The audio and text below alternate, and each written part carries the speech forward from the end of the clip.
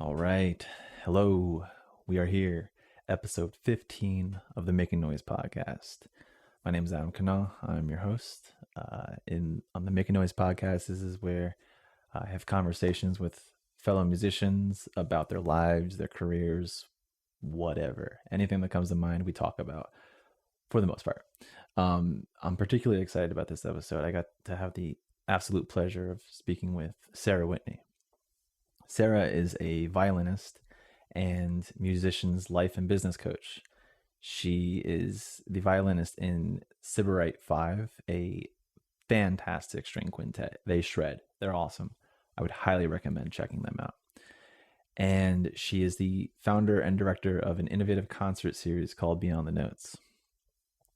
In this conversation, Sarah presents a new program she's offering called the Career Reboot. And we go into great detail about what that is, but it's a 4-month long online coaching program, and it's an exclusive group. And it's amazing because there is built into it is the accountability of holding each other up. So the other participants, a part of the program, you are holding each other accountable. And along the way, Sarah is guiding you with her expertise from everything she's learned from her career. And in our conversation on this episode, we also talk a lot about productivity. Sarah has some really, really interesting nuanced perspective on that. So I think this will be a really interesting episode. Unfortunately, we had a small window of time to talk, but there's a lot in there. So yeah, sit back, relax, and I hope you all enjoy. Please like and subscribe and follow the podcast on any platforms that you prefer. And if there's one that you want me to add the podcast to, please contact me. I will gladly add it to your preferred platform. Yeah, let's make some noise. My name is Adam Kana, and I am a collaborative composer. Join me in the search for a career in classical music. This is the Making Noise podcast. As a violinist, you are in Sybarite 5, string quintet. You are a business coach. You do life coaching as well, right? Well, I call myself a life and business coach. I sort of tackle all the things when it comes to artists creating the careers they want. Okay, got it. It's a sort of interesting overlap between business coaching and life coaching. How much of that do you differentiate so much? Like, That's a good question. I think there's so many overlaps when it comes to like the coaching work. Something I've learned with all the projects that I've created, really that like the mindset and the business piece really go together. You can have all the business skills in the world, but if you're not in a good headspace to be confident about putting your product out there or your idea out there, or if you are just, feeling like unsure, it doesn't matter how many business skills you have, like you have to be in a good headspace. So that's where the mindset piece comes in. How do we get in that headspace where we can say, okay, I have this idea and I see that's possible.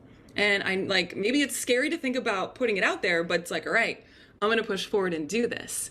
And so I think that what I've found in my work and even in my life, like the blocks that sort of like that stop us dead in our tracks when we have a good idea and we talk ourselves out of it, like, what do we do? Right. So with the skills that I do with the life and business coaching, I'm really able to tackle all corners of that and help you, with the strategy and the skills, the nitty gritty, like how do you actually create a product or a project, produce a show, or, create this, the nitty gritty of the back end and the systems and the structures. But then also, what do we do when things get in the way, like with our mindset and all that stuff. So anyway, that's sort of a long answer to your short question, but yeah. Well, that's a great answer. That I'm so psyched on that. It's so true though, because I feel like when people say, oh, well, I have my personal life and my professional life, like Yeah. you do, but at the same time, it's like each life informs the other. And so I think that's amazing that you're emphasizing so much on like, look, let's make sure you have a career, but are you okay too? Like, let's make sure that you have some stability. Well, I think it's also like, I'm all about creating a career that you love, like in a business that you love. And I think that, I mean, as musicians, like, I mean, I can speak for myself, maybe you can relate. Like we're taught to work really hard and, like I think there can be an association with like I have to work so hard in order to make this happen. Well, yes, of course, like we have to, there is an element of working hard, but the process doesn't have to be excruciating. Mm. Like let's look at how the process is going to go. What do you want your process to be? Because if you're building a project or a business or whatever it is, or recording an album, and the process is absolutely excruciating, like what is that how you want it to go? So I think that I really challenge my clients to think about that, and we really craft things in a way where yes, you can have a goal, or but it's also the process, because that the process is what we live every day, right? Like the hours, Totally. minutes, everything. Like how do you want that to go?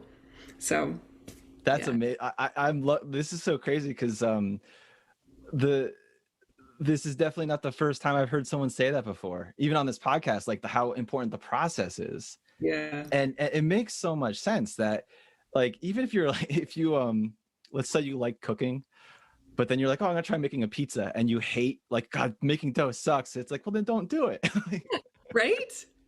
Yeah. Well, that's really great.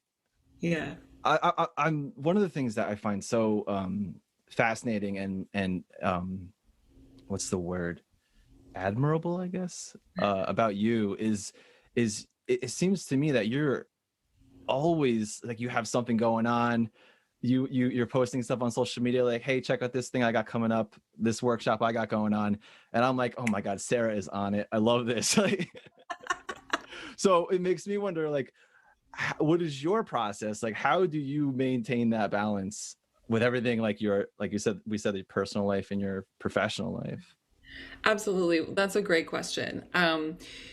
Yeah, well, I think, if I was sort of to distill it down, I mean, there's a lot of elements in how I make it work, but I think um, it took me a while to realize that actually one of the most important things is sort of observing my boundaries when it comes to like work, and then like time off, and really sort of incorporating that into the puzzle. I lived in New York City for 12 years, and I lived in the heart of Manhattan, and I was quite a workhorse. Like I'll be totally honest, I was really a workhorse, and that can be my tendency to just, I think also as a freelancer, many freelancers, like we don't have like quote weekends built into our schedules, so it's just like, well, I can just work anytime, like, Mm. and I found myself sort of doing that. But a shift I've made, especially since I've moved, but also in the last couple of years, is sort of really understanding the power of time off, and that it can seem counterintuitive, but if we actually give ourselves that time off, we're going to come back and do that other work better, faster, and it's going to be more enjoyable. So that's been sort of a very important piece of how I maintain things, which may seem like the most counterintuitive thing to say. Sarah, how do you juggle all these things? Oh, I take time off. I mean, it's of course it's more complicated than that, but Mhm. that's what enables me to show up my best. And it's not just like, oh, take a day off a week and you'll be able to juggle everything. I mean, I'm sort of like a productivity like nerd. Maybe I could say a productivity ninja. Ooh. But but so I have a lot of systems that I really swear by. And for me, it comes down to really setting up my day. Like the goal for me, how am I intentional about setting up my day every morning? And getting clear about how I want it to go. That being said, of course, like things come up, things change, things take longer than you think. I'm not saying I can create a perfect schedule and then stick to it. I also Right. like, that's not what I mean. But I am constantly intentional about how I'm spending my time, because I think something that can trip up a lot of people is being very reactional to what's happening. We react to everything. We react to our email. We react to, like what's happening around us, which is a part of our life. But if we aren't clear ourselves on what's most important first, all those reactions, like email, can really, like, we could spend all day doing email, right? And reacting to everything that's coming in. Those things need to be taken care of, but I guess what I'm saying, and I can give a tangible example, like, like one of the things that has changed my life is I don't actually check my email first thing in the morning. I do not. I don't check my email until about 10 a.m.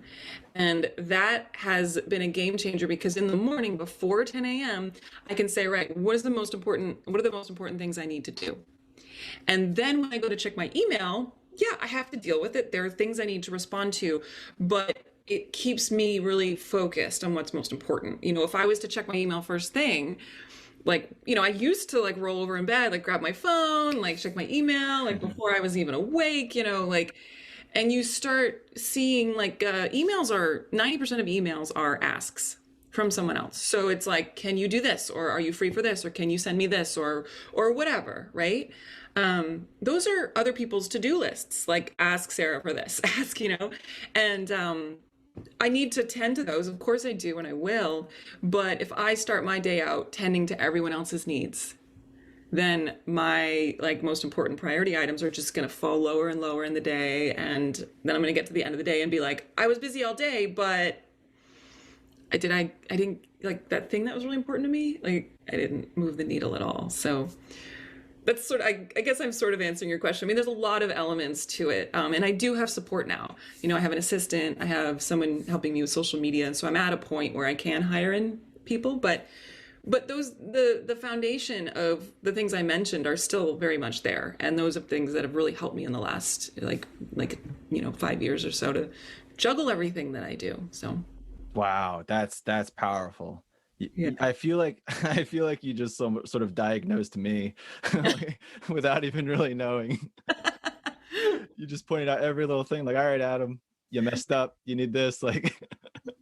No judgment, no judgment. Oh no, I know. I'm just the things there, it's just resonating a lot with like for example, I'm the same way where I can't look at my phone or anything like that first thing in the morning. I love the way you frame that, by the way, by saying that you're tending to other people's needs and not taking care of yourself. And everything you said right there, to me, sounds like the description of what the productive musician means. Mm. And that's one thing I wanted to ask you, because I like reading that, I could picture a college music student reading that and being like, well, we're all productive. We're practicing all day in the practice room and we're working with ensembles and stuff. But I knew for you, it was a lot more than just that. Yeah. And you just laid it all out. Well, I think, my whole, like from the foundation of my work, and when it comes to productivity, which is obviously something I'm very fascinated with and have studied a lot, there's a lot of myths around it. Like, I mean, for instance, like, it's not about, like, a quote actually that I think is now mine. Like, my clients say, Sarah, this is your quote. You say, this is like your quote. Okay. Productivity is not about getting the most done.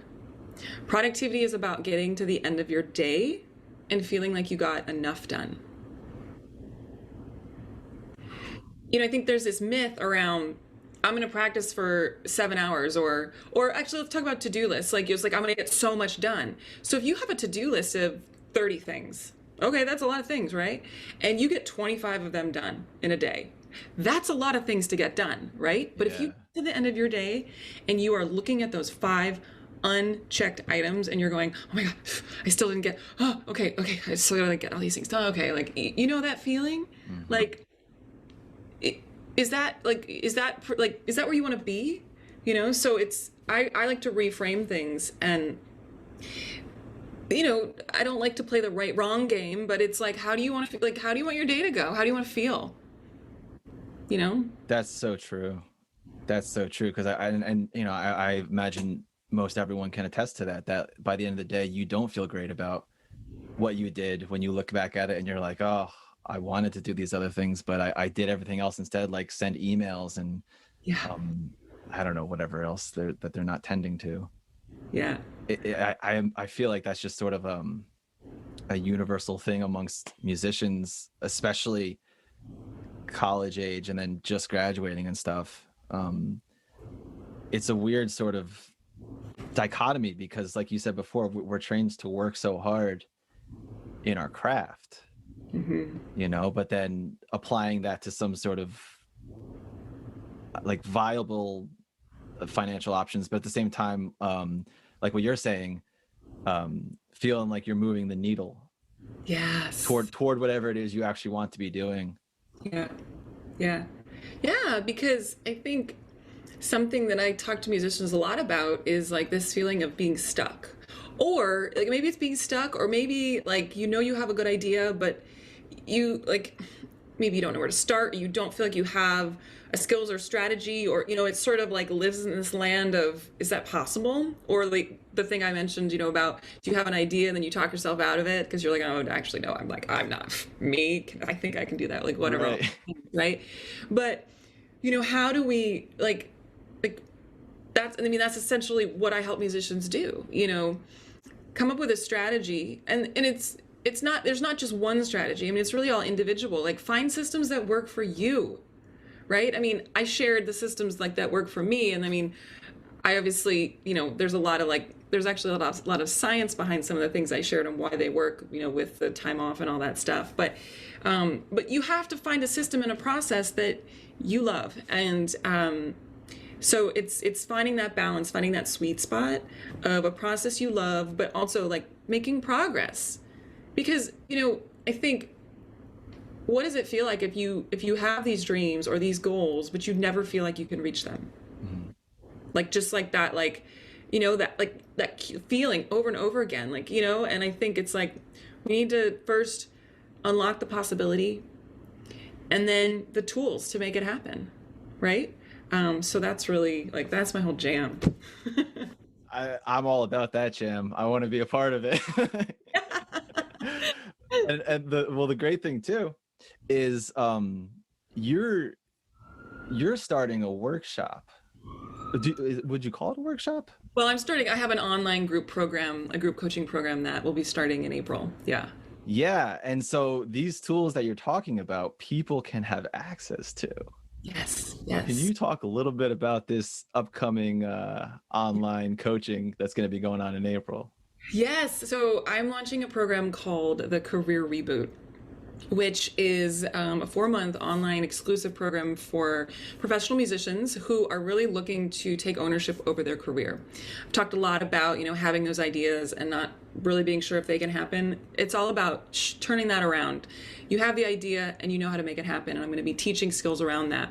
And it's also, it's like, how do we do this without second guessing and burning out? Because I think we talked about working hard, right? It doesn't always just have to be work harder. So yeah, in this program, it's a combination, and it's a combination of weekly trainings, group coaching sessions. There's a lot of one-on-one support, but also a really incredible community, an incredible community of musicians to support each other. That are all kind of like-minded and looking to really take the driver's seat in their career, create the opportunities they want, finish those unfinished projects, gain that confidence in really being someone who's taking ownership. So it's going to be really incredible. So yeah, I just opened the doors for that program. So if anyone is interested, I'll send you the link. Maybe you can put it in the show notes or something. But yeah, I'm really, really excited about the program. It's going to be incredible. I'll be sharing like all my secrets. I'll be in everything about how I've created my concert series, the different projects I've launched, all the ideas that I've really turned into a reality, as well as all my productivity, like bag of tricks, because you don't get anything. You work with a productive musician. That's what's going to happen. So it's like the systems, all the stuff. So it's going to be awesome. This sounds like an amazing.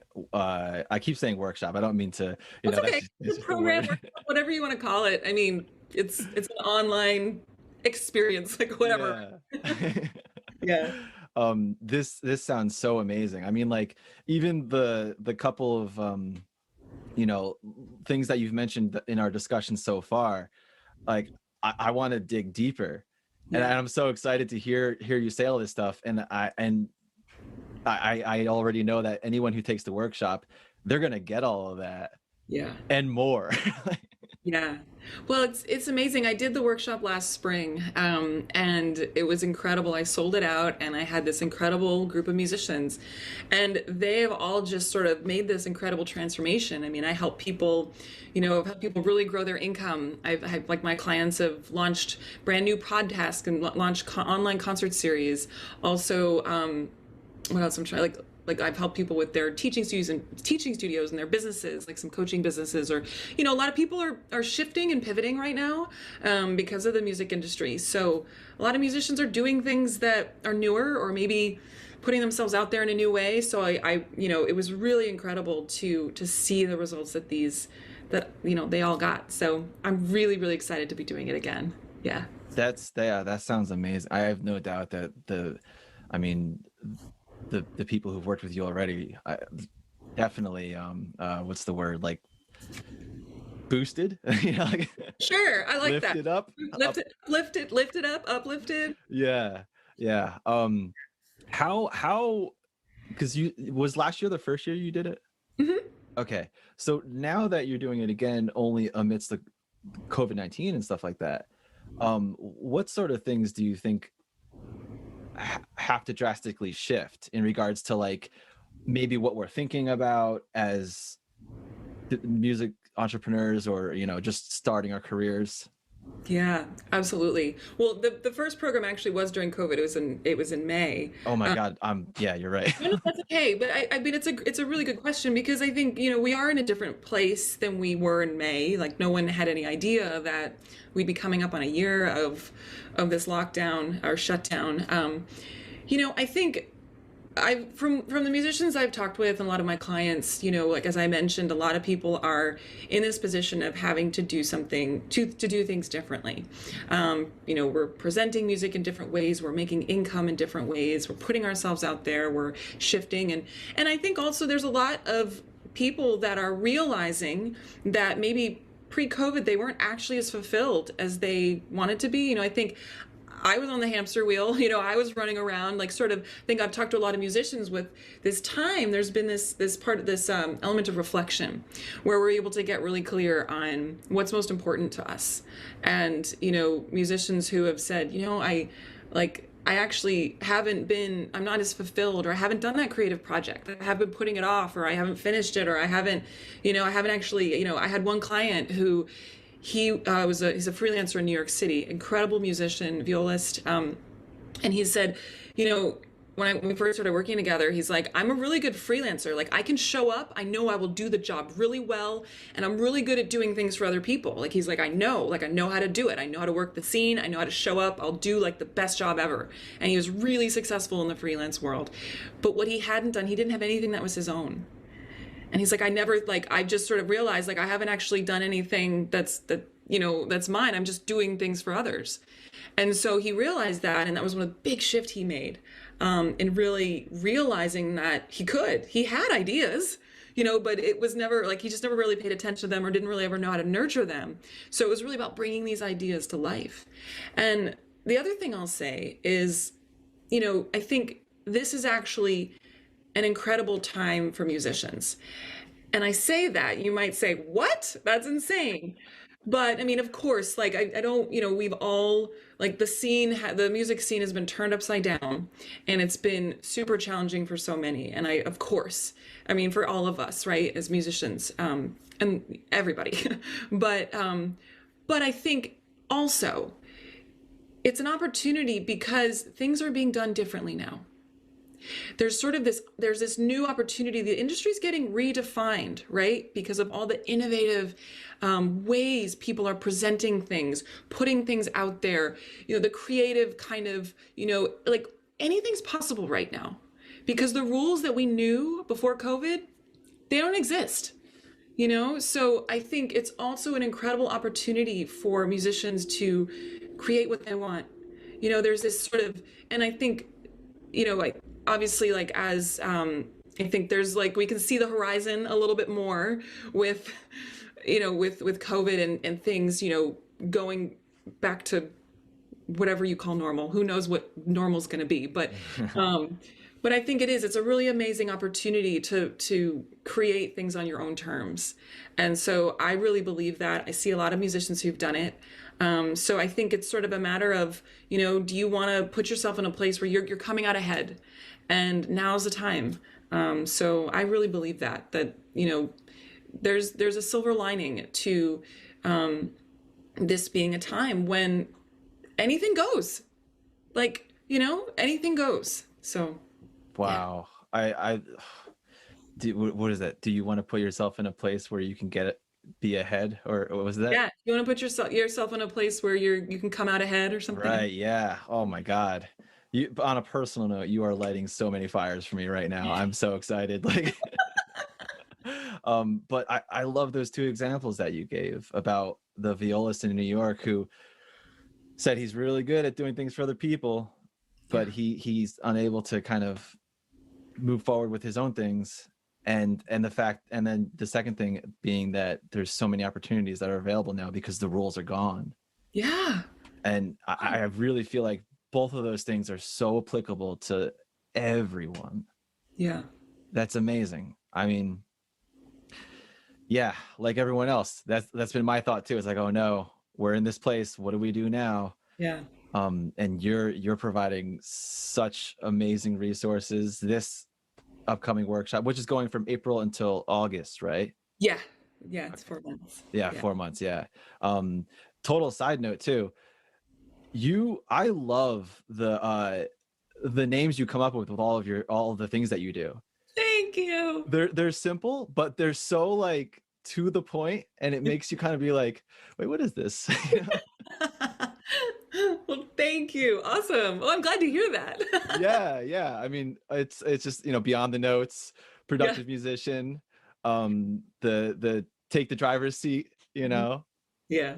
and then now this one, the what's this one called again? The career reboot is Career Reboot. Yeah. yeah. Sorry about that. That's okay. Yeah. But yeah, all like bite-sized little things that when I see it, I'm like, what is this? But yeah, it's such a fantastic opportunity. How long is the sign up open until?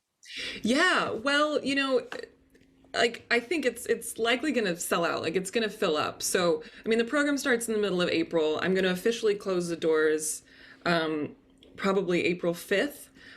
But if anyone's interested, I really recommend you can book a free call with me and we can, it's just a quick, 20-minute call where we can see if it's a good fit. Because it's a really small program. It's not huge. And so I really make sure that everybody that is part of the experience is the right fit.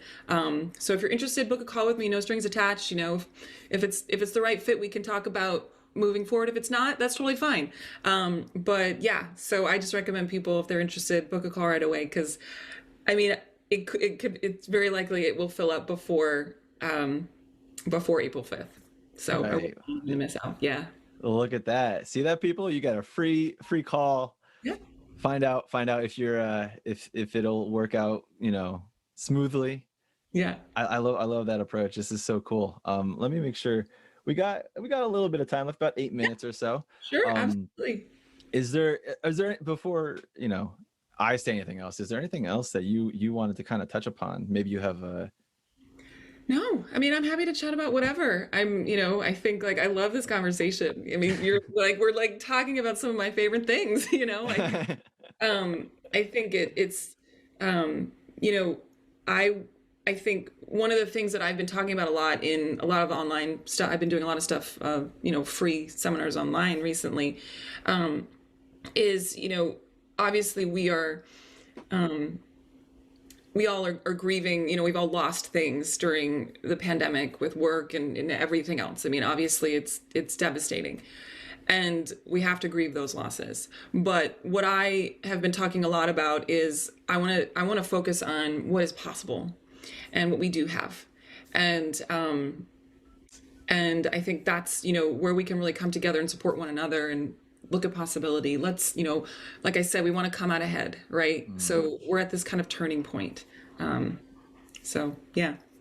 that makes me think of do you know the book The 7 Habits of Highly Effective People? Yes, I do. That Yeah. makes me think of in the first I think it's the first chapter, where he redefines the word responsibility to Oh, mean he redefines it as the ability to choose your response to external stimuli.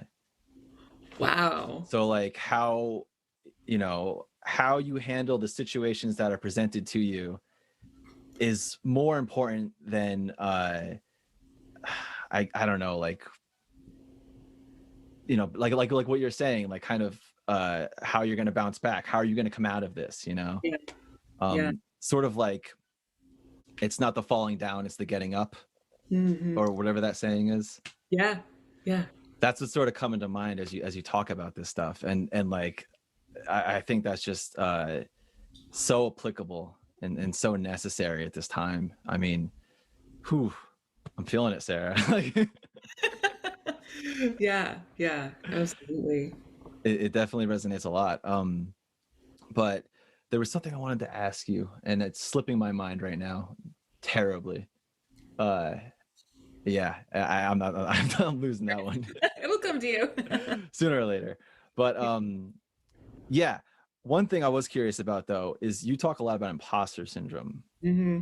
Could you explain that a little bit? I know we have a little bit of time left, not too much, but I wonder if people even know what imposter syndrome might be. And I feel like, Yeah, sure. So, I mean, imposter syndrome is sort of that feeling that, like, there's a lot of layers to it, but it's sort of like that feeling like of not being good enough. Like, if you have an idea, you kind of say, "Oh, well, actually, I'm not." Like, you talk yourself out of it. Like, I'm not good enough to do this, or actually, I'm not qualified. Maybe I'm not qualified to do this, and it can be. It's like that feeling of, or if you're putting yourself out there and you put a project out there, you can say, "Oh my God, who do I think I am to launch this project or put out this album?" That self-doubt. So it's really centered around the self-doubt and second guessing. Putting ourselves out there. And it's something that, I mean, I'm really open about it. I think it's something that we all experience, myself included. And I think one thing that I really love to talk about is sort of normalizing the conversation around it. And because I think the first thing sometimes people can think is, if they have those self-doubting thoughts of like, oh wait, I'm actually not good enough, I shouldn't do this. They think means it's a bad idea. Like, oh, you're right, I shouldn't do this, I'm not good enough, or I'm not qualified enough, or I'm not ready yet, and so they take that as a sign of, oh right, I shouldn't, and they either scrap the idea or don't move forward, or right. But we all have these thoughts, every single one of us, myself included, as I said. And I think that I think that's the first thing that we have to recognize. And when we're getting out of our comfort zone, we're doing something new for the first time, or we're growing in a way, or we're putting ourselves out there like a step further than before, or whatever it is, we're getting out of our comfort zone, right? Like, that's going to be uncomfortable. Like, if we're doing something new, like, is it possible to be a master at something you've never done before? No, right? So, and so I say that, like, if we're putting ourselves out there, we have to expect these thoughts, like, they will come. And that's like the first piece, because if we are like, oh, I hope they don't come, it's sort of like we're going to be caught off guard, or it's going to spin us out. It could spin you out, more than saying, all right, it's not about trying to make the thoughts go away. It's about, what do we do with them? How can we say, all right, yep, get out of my comfort zone. This is what happens. This is what happens no matter where you are in your career, what level, what stage. So it's really about how do we quiet the voices instead of try to make them go away. So yeah, I don't know if that answers your question. And now I forget what your question was. No, totally. You answered it like spot on. Yeah, like, I can totally test that myself. I mean, when I'm writing a new piece of music and I'm like, oh my God, am I at liberty to use these sort of notes in this way, or like, is this too much like this composer, or Yeah. do I look like I'm ripping off this person, and like, sort of second guessing what you're doing. And I mean, once again, you're totally dropping bombs where people get like, it's just, I think, encouraging the workshop that you're going to be presenting in April. Yeah. The fact that the fact that it's over 4 months too, that's amazing. Yeah. Well, I found with the work, I think, especially if you're, we're talking about, like, I'm all about making a really big impact, like, with the clients that I work with, like, I've learned that it takes time to make these changes, or to really, like, grasp onto a lot of the concepts and in even the tools, the business tools, or learning that stuff. And it's, it's a place where there's also support and accountability. So within the program, it's a community that you can use, and you have accountability from me, you have accountability from your colleagues in the program. So I've found that having that time frame, it creates this, it's an incredible experience. And you need time to make really significant changes. You can't, it's not really going to happen in a week or even maybe a month. I think we're talking about, really like we're really creating something on our own terms, right? Like, so yeah, I found that the time frame is really really important. It's funny you say that, because speaking of time frame, my Yeah. timer just went off. Fantastic timing. Fantastic timing. Here we are, right on time. Oh my God, I love how that worked out. That's amazing. I love that it's extended for that amount of time to focus on like fostering your growth and the accountability, like you mentioned, and working alongside people who are also trying to, strive for their own success and make their projects grow. Yeah. This has been such a fantastic conversation. Thank you. Yeah. Absolutely. Thank you for being on this. Before we close it off though, anything you want to plug, like social media, how people can reach you, or anything like that? Sure, absolutely. So, yeah, you can find me on social media. You can find me on Instagram at The Productive Musician. You can also find me on Facebook. I have a really awesome private Facebook community, actually, called the Productive Musician Facebook group, which is an incredible place. You can also find me on Facebook for Sarah Whitney. There's a couple places you can find me, but yeah, those are the best places to find me. And if you're interested in the program, there'll be information on all those platforms there. But I'll make sure that the link gets sent to you, Adam, so you can put it here if people really just want to dive in and check that out. Yeah. And and I have a blog. I have a blog called The Productive Musician. My website, sarahwhitney.com. You can find stuff there, or the blog, which is on my website, is also at theproductivemusician.com. And as a member of the Productive Musician Facebook group, I can attest to the benefits you will get from it. So, well, thank you. Thank you. Absolutely. Yeah. Well, Sarah, thank you so much. This was an amazing conversation. I'm so honored to have you on here. Absolutely. Thank you so much for having me.